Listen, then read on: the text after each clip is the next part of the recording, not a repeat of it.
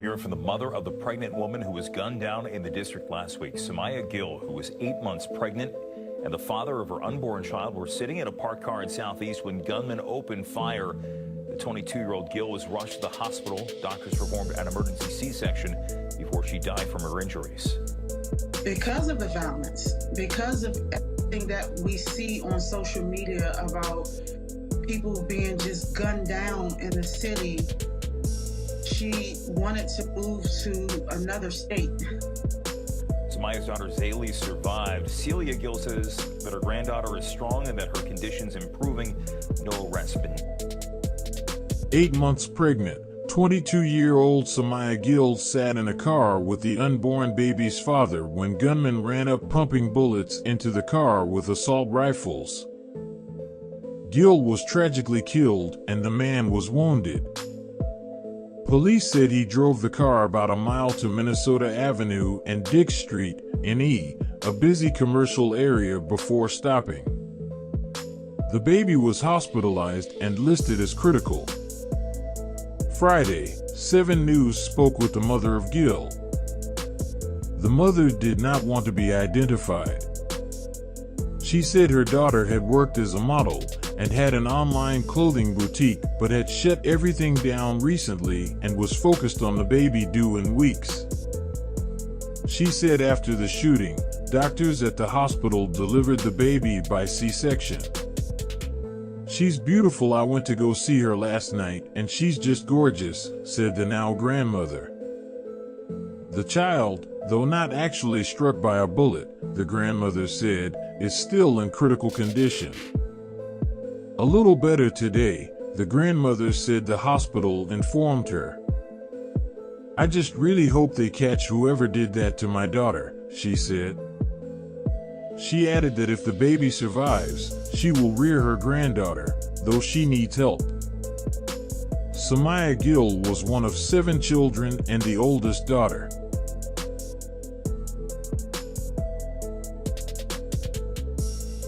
L. Wright, the Interim Executive Assistant Chief of the Metropolitan Police Department. I'm here to give you some preliminary information relative to the shooting alone. Obviously, we're still on the scene, so some of the things that we discuss here are subject to change. At 11:20 a.m. this morning, MPD ShotSpotter alerted for the sounds of gunshots in the 300 block of 37th Street Southeast. MPD units responded, and upon arriving on the scene, we located a crime scene in the middle of the street. Approximately 2 minutes later, MPD units received a call for a shooting here in the 3900 block of Minnesota Avenue Northeast alongside the McDonald's. When MPD units responded, we located an adult male and female inside of the vehicle. Both were suffering from multiple gunshot wounds to the body. They were immediately transported to local area hospitals. We do have video of the actual shooting that we will be releasing momentarily. What this video depicts is 2 adult males, at least preliminarily males, occupying a white 4-door sedan, pull into the block of where our 2 victims were seated inside of a location. The 2 suspects get out of the vehicle. Both are armed with assault rifles. They both take aim at the vehicle and they fire into the vehicle. The vehicle then takes off, leaves that location on 37th Street, responds down here, where it comes to rest behind us in the 3900 block of Minnesota Avenue. This is a brazen act. It happened in the middle of the day, and what we know when we have events like this, brazen events like this, is that there are 3 groups of people that we're looking to hear from immediately. The first group is individuals that we believe may have foreknowledge of this event, however slight. We're asking them to anonymously give us a call immediately at 202-727-9099. The second group of people are the individuals that we know witnessed this event or was an ear witness to this event. We're also asking them to give us a call anonymously immediately at 202-727-9099. And the last group are the individuals who are just learning about this heinous act that just occurred. Now, while none of these groups of folks are directly involved, we do believe that you can't do something as heinous as this and the community not know something about it. What we know is when these groups of people come together and they give us the information that they know, along with the video that we have, along with the evidence that we've collected, the excellent police work from patrol and detectives, helps us to ultimately bring these two perpetrators that committed this violent event to justice. So again, we're asking anyone who knows anything about this event to call us at 202-727-9099. I'll take any questions that you have relative to this event. Can you talk about whether this person was pregnant, this female, was she pregnant? Yes, yes. What I can share with you right now and only confirm is that the young lady is pregnant and is currently under the doctor's care. The adult male is suffering from non-life-threatening injuries, and the young adult female is in critical condition. Go ahead.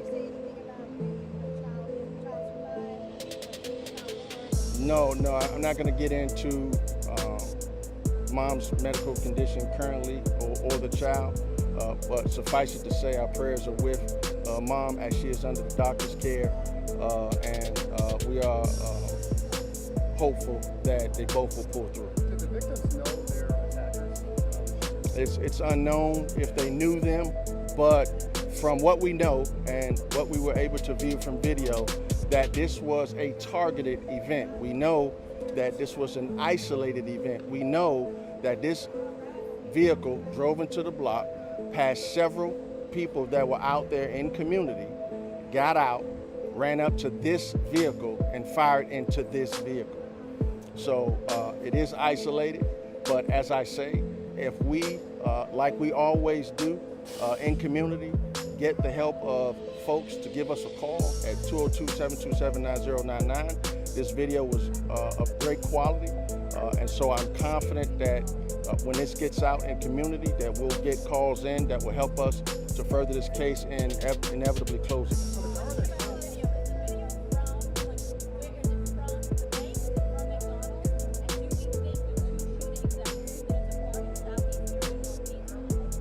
So we absolutely believe that the two incidents are connected. The shooting on 37th Street and then the car, the victims coming down to Minnesota Avenue, these two events are connected. As far as video is concerned, detectives are pulling video from both locations and all along this corridor. So we will have a plethora of video to research and to go over, but what I can tell you is, from what I've seen myself, the video absolutely shows that there were two individuals who got out of the car. One is wearing a white sweat hoodie with dark pants. The other one is wearing all dark clothing, and they both are clearly holding assault rifles. They immediately fire into the vehicle, and then they flee in this four-door white sedan. Where was the female sitting? Where was the female? We don't have the suspect's car or the victim's car. We don't have the suspect's car, and that's why, no, we don't have the suspect's car, and that's why we're asking community to give us a call to help us locate this vehicle. And obviously we have our troops out in the field looking to locate this The female vehicle. was sitting in the passenger seat? Yes, yes. The female was sitting in the passenger seat and the male was the driver of the vehicle. Just talk about the security of this area. There was an overdose just yesterday. We've been hearing numerous occasions around this block. It's a very busy block as well. Yes, it is. What are police doing to make sure that the community is safe during the day and at night? That's a good question, and the answer is that, and we have Inspector Fitzgerald of the 6th District, this particular block, a couple of blocks, has had its challenges, and not just recently, but over the years. And so what NPD has done alongside its government partners is use the whole of government approach. We've been in this corridor trying to address the individuals in this corridor that have, substance abuse issues, mental health issues. We work alongside the business owners and stakeholders in community. We make arrests where arrests are needed.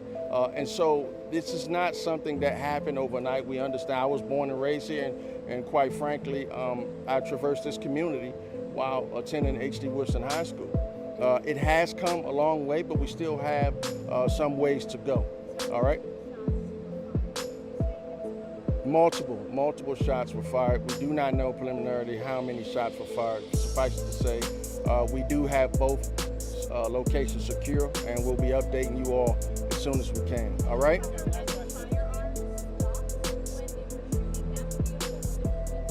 The vehicle was parked. The vehicle was parked. I do not have a motive, but I am confident that when the groups of people that I aforementioned give us a call with the great detective work and patrol, stakeholders and community, when we get all of these factions together, I'm confident that we will come up with a motive, and these individuals will be caught. You know, this is a great city, and these are beautiful communities with compassionate people that are not about to turn over their freedoms and safety to the hands of a few violent offenders. And so having said that, that's why I'm confident that we are going to get to the bottom of this, and we appreciate you.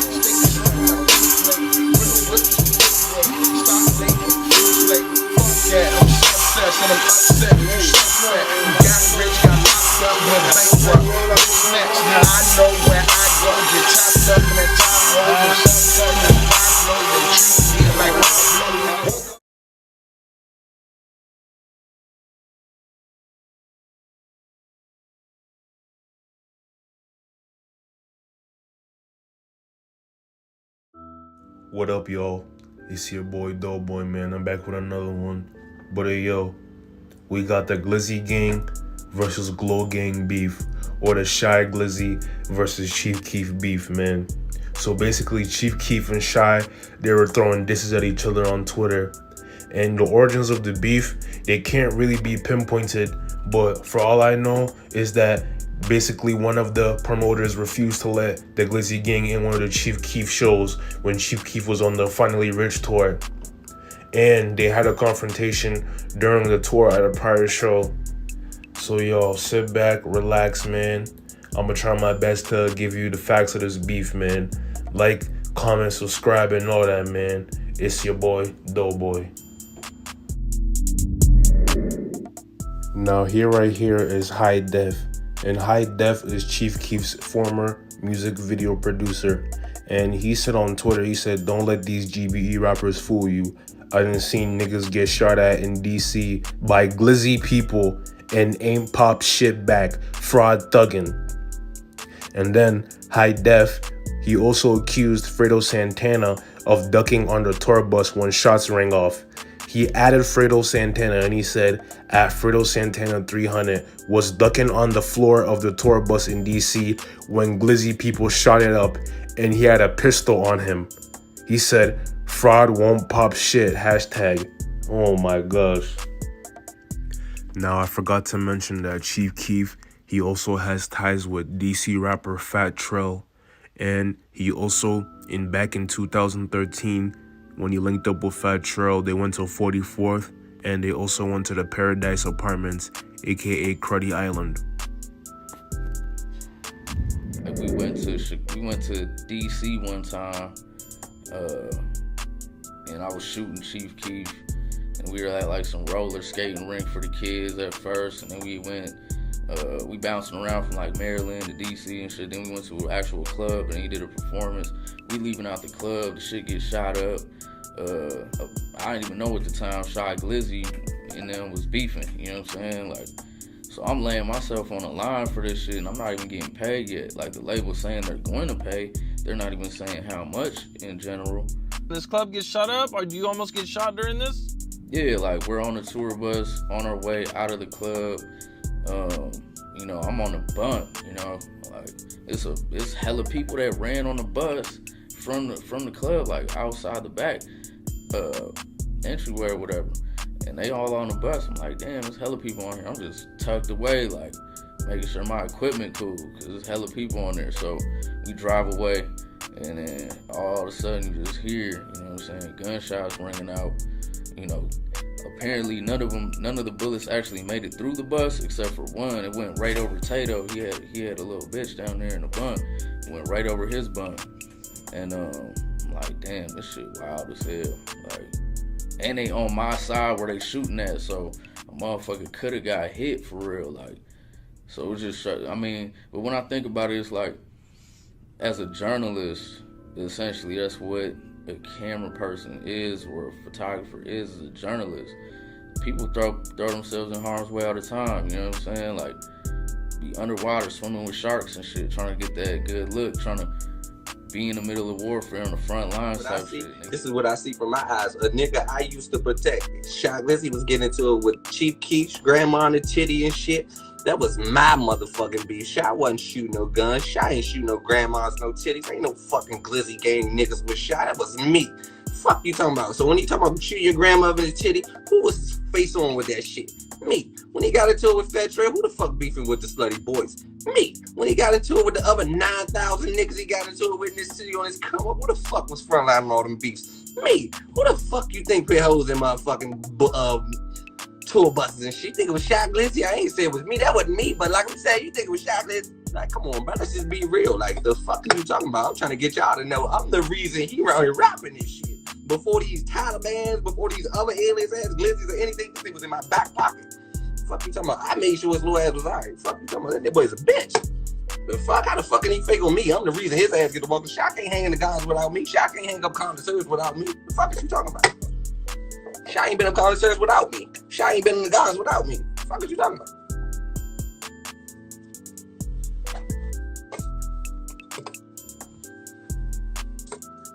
I'm the reason. Fuck you talking about? That boy ain't never did shit. Boy ain't never been robbed with me a day in his life. As soon as Big Motor get up on his ass with another nigga, robbed his ass. Like, he don't get robbed around me. Fuck you talking about? I'm gonna run to Atlanta, Georgia right now for Shot Glizzy, bitch ass. Fuck is you talking about? Like, when I get into it with the whole city behind this bitch ass nigga, and he trying to fake like I ain't the one. Like, stop playing. That's the reason I'm straight at his ass. Cause I know he a bitch. Y'all don't know that. Just imagine your security guard. Just say, a rapper. I'm the security guy. I've been a security guy for years. I know all they secrets. So when they get into it with me, guess what? They gonna do anything to destroy me. They gotta say anything about me because I know all they secrets. I'm the security guy. The boy is a bitch.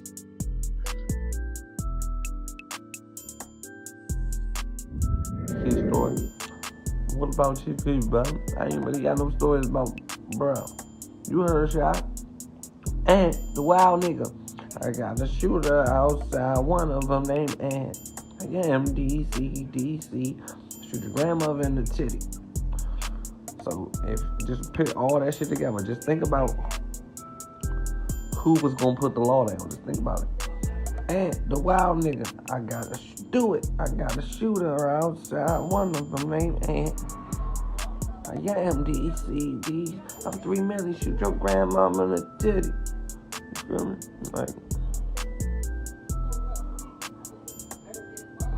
That basically tell you everything. I tell you everything you need to know. The rest is history. You know I do my thing.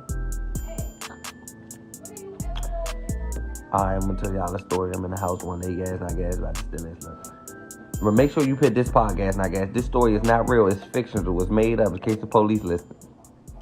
So I'm in the house one day. We chilling.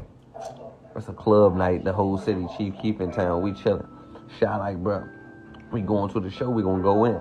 But I'm like, bruh, us going in, what the fuck is they gonna do, bruh? We gonna get in an all-out fight with Trill and the rest of the motherfuckers we running with, bruh. They 100 deep, bruh. It's like 8 of us, bruh. This what we gonna do. Just find out how the fuck they get into the club and leave the rest of me. So he told me how they get into the club, boom. I'm like, alright. We ain't going to the club. Just send your tweets and out. Do whatever you do whatever. Let everybody go to the club. Don't tell none. Just me and you. Let's go. Just get one more person. I ain't gonna tell y'all one more person. So you get the one more person. We get the one person. One more person driving. We already know what they driving, and we are. And Sha already a rapper, so you know the rapper route. Like we know which way they coming out the club. We know which way gonna turn. Like they in a big ass bus. We ain't going to the club. I sat there for 8 hours. We sat there for like 8 hours, literally. We sat there for like. And Sha already a rapper, so you.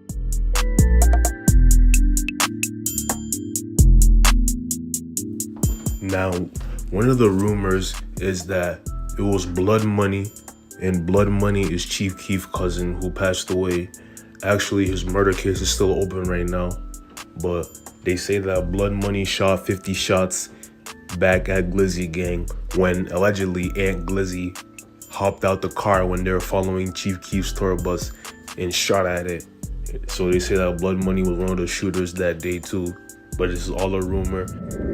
And they also say that Blood Money was the only person that was shooting back, but allegedly High Def, who was Chief Keef's video music producer, he says that Fredo Santana was also there and he had a gun, but he didn't shoot back. He didn't even do nothing. This is all a rumor, y'all. This is all alleged.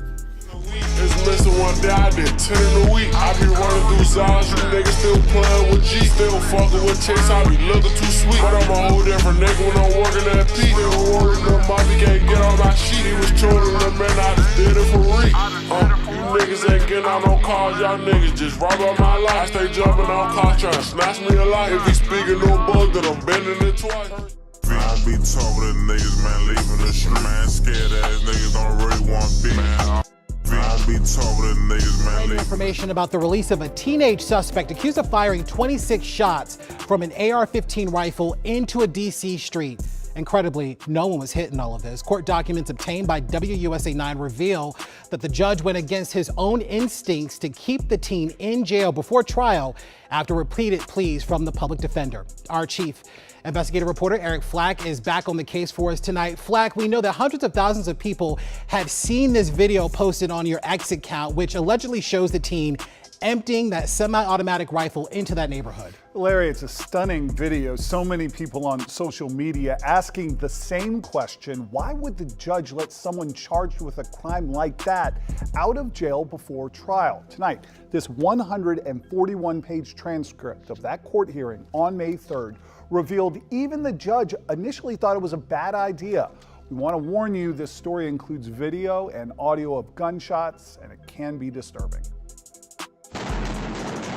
18-year-old Amonte Moody is accused of firing 26 shots from an AR-15 semi-automatic rifle at a SUV driving away on Independence Avenue in Southeast on April 22nd. He's now charged with assault with a dangerous weapon and possession of a firearm with a crime of violence. In a hearing last Friday, Magistrate Court Judge Lloyd Nolan found probable cause for the case to go to trial and seemed likely to send Moody back to jail pre-trial. A prosecutor telling the judge, "I think we all know that we're lucky that this wasn't a homicide."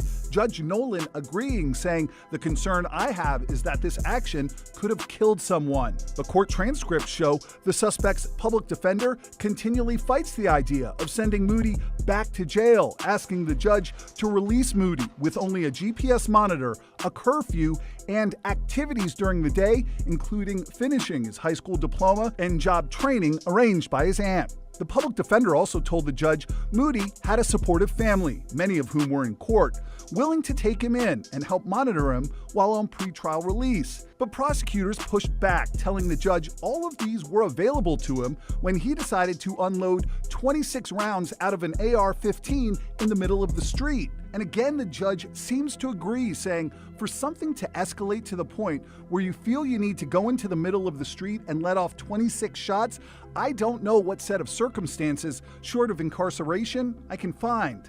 But 8 different times, Moody's defense attorney rejects the judge's arguments, saying Moody had no prior criminal history, had a developing brain, and that his personality changed after his grandfather died.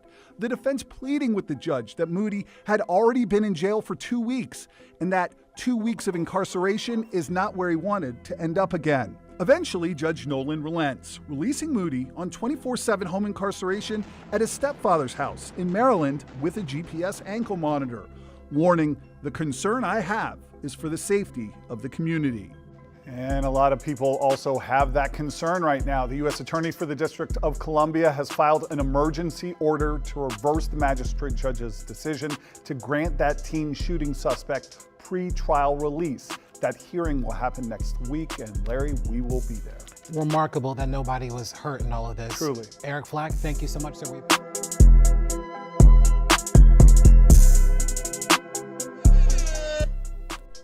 Today's Terrible Judge comes to you from Washington, D.C. Superior Court, where Judge Lloyd Nolan has released an 18-year-old that empties his AR-15 in a public street in Southeast DC.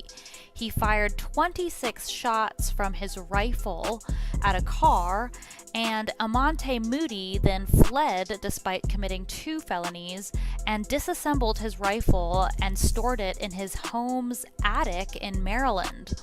Judge Nolan ruled that Moody could be released before his court sentence despite his knowledge of firearms and accessibility.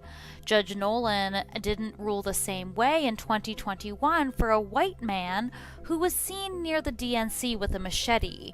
Judge Nolan placed him in jail right away. A D.C. teen accused of firing an AR-15 dozens of times in the Hill East neighborhood in the middle of the street has now been let out of jail while he awaits his trial. News 4 obtained 3 different camera angles which prosecutors say show 18-year-old Amonte Moody running out of his home and opening fire on a car.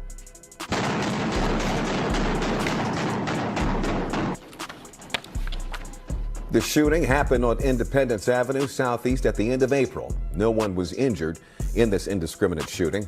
Court documents show a judge released Moody from jail to home confinement with a GPS monitor. Prosecutors, though, have now filed an emergency motion to reverse the judge's decision.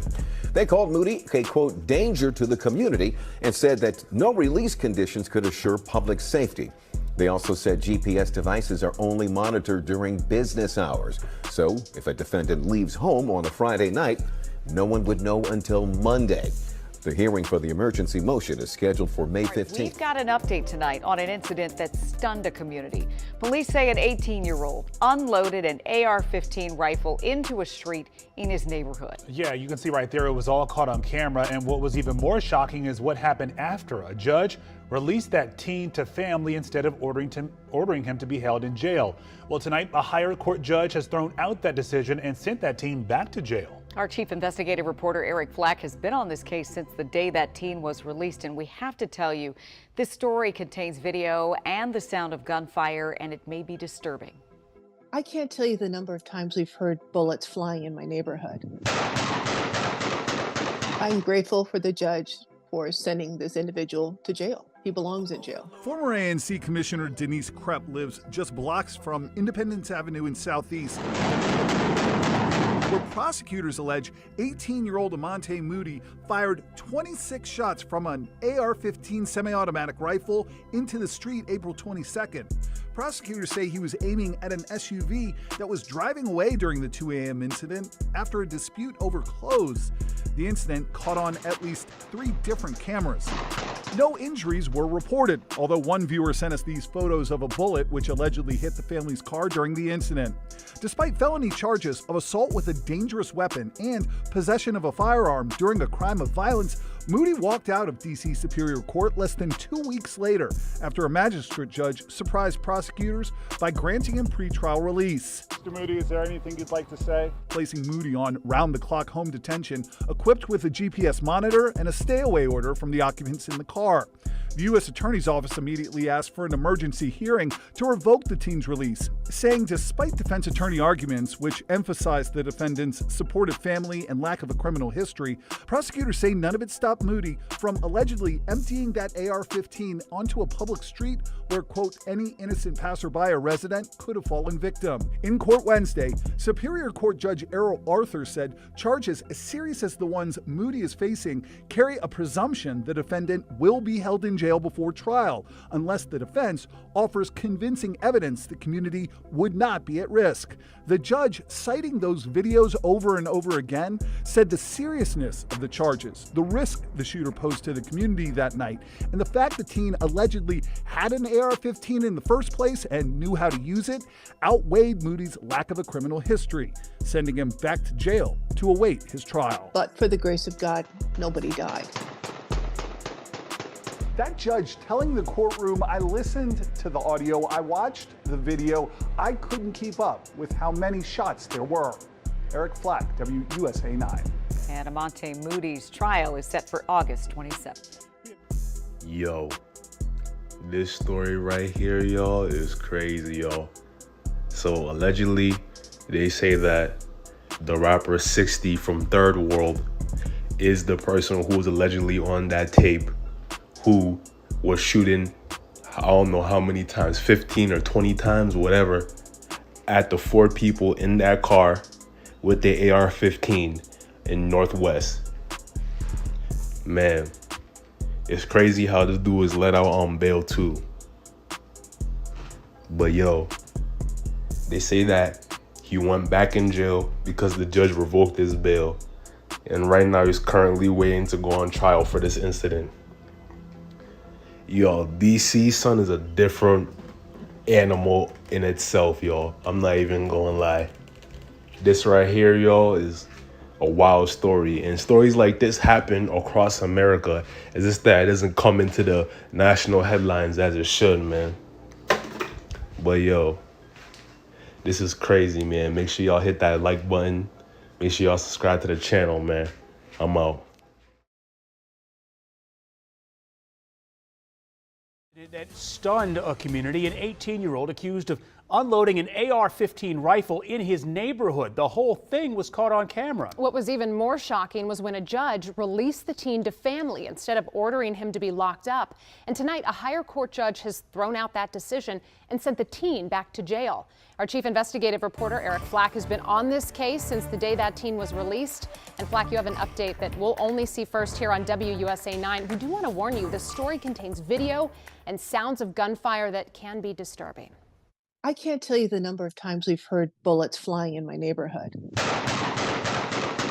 I'm grateful for the judge for sending this individual to jail. He belongs in jail. Former ANC Commissioner Denise Krepp lives just blocks from Independence Avenue in Southeast, where prosecutors allege 18-year-old Amonte Moody fired 26 shots from an AR-15 semi-automatic rifle into the street April 22nd. Prosecutors say he was aiming at an SUV that was driving away during the 2 a.m. incident after a dispute over clothes. The incident caught on at least 3 different cameras. No injuries were reported, although one viewer sent us these photos of a bullet which allegedly hit the family's car during the incident. Despite felony charges of assault with a dangerous weapon and possession of a firearm during a crime of violence, Moody walked out of D.C. Superior Court less than 2 weeks later after a magistrate judge surprised prosecutors by granting him pretrial release. Mr. Moody, is there anything you'd like to say? Placing Moody on round-the-clock home detention, equipped with a GPS monitor and a stay-away order from the occupants in the car.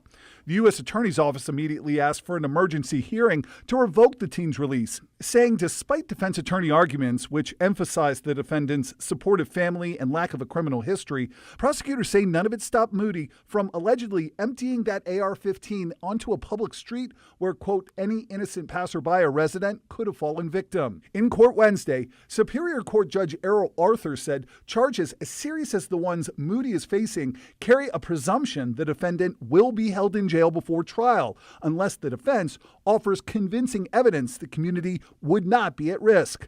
The judge, citing those videos over and over again, said the seriousness of the charges, the risk the shooter posed to the community that night, and the fact the teen allegedly had an AR-15 in the first place and knew how to use it outweighed Moody's lack of a criminal history, sending him back to jail to await his trial. But for the grace of God, nobody died. That judge telling the courtroom today, I listened to the audio, I watched the video, I couldn't keep up with how many shots were fired. Amonte Moody's trial is set for August 27th. Back to you. Well, hopefully this provides some comfort to the folks who live in that area, who heard those shots that night. We know you'll keep us posted, Eric. Thanks.